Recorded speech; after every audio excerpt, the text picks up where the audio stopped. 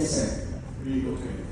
Reed, you're in graduate school, you're a PhD candidate? High school. So I'm from Chattanooga. I am a young leader of the High School Democrats.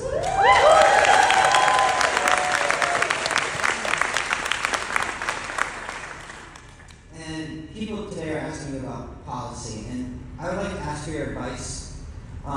In Tennessee, I'm sure you know we live in such a red state in the deep South, and recruiting young activists is difficult. And I would ask what your advice is, not only for our young leaders in high school Dems and the young Democrats, but for our state leaders at the state party.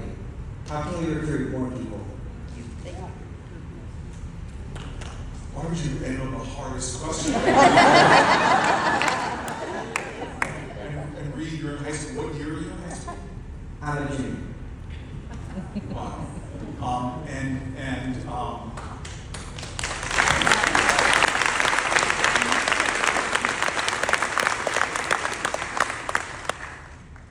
So Reed, there are some questions I hope that you don't look without to leaders like me to answer, but within. And this is not me dodging the question, this is me being very pointed to you. I'm going to do everything I can. I feel like I'm at the second lap of a 4-lap race of my life. And you're in your first lap around the track. And my generation, as the baby boomers step out of the way, we're going to have more and more of a chance to lead in this country. And I pray that we can live up to the legacy that we've inherited. But we didn't always listen to our parents and try to do things differently. And so often that's bad.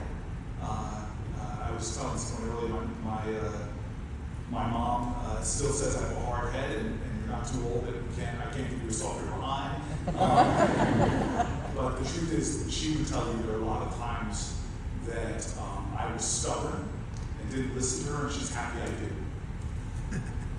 What do you do when you call your mom up and tell her that, Mom, I'm going to go to the Senate floor and try not to go to the bathroom for a very long time. And in order to prepare for that, I said I'm going to not eat for 3 days, and I'm going to not go to the bathroom. Not drink.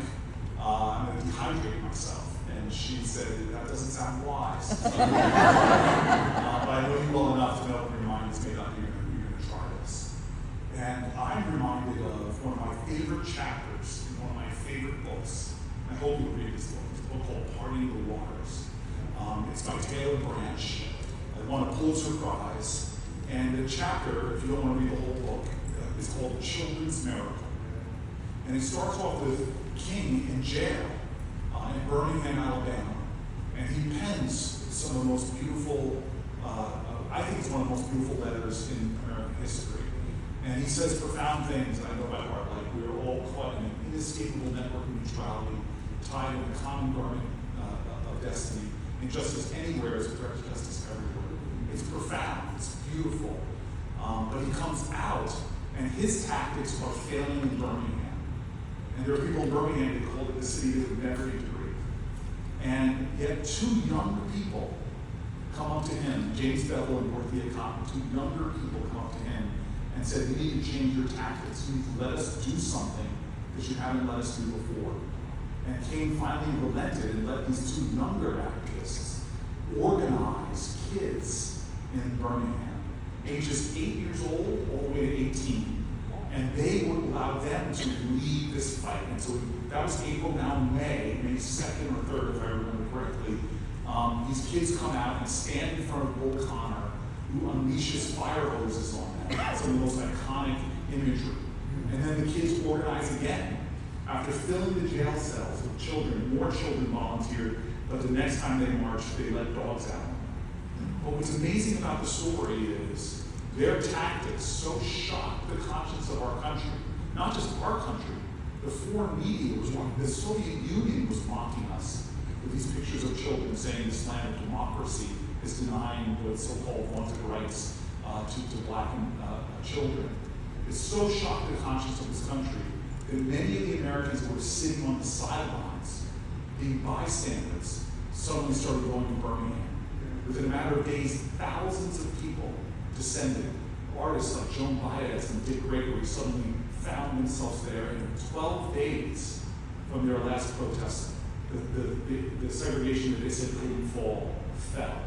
12 days, because young people brought their creative genius and their own ideas to bear. I am telling you right now, this world needs you. It needs your genius. It needs your original ideas. It needs your creativity. It needs you to answer those questions yourself. And the one thing I will tell you, as I have found in my life, is that leadership is not a position or a title. It's action and example. You are a leader right now.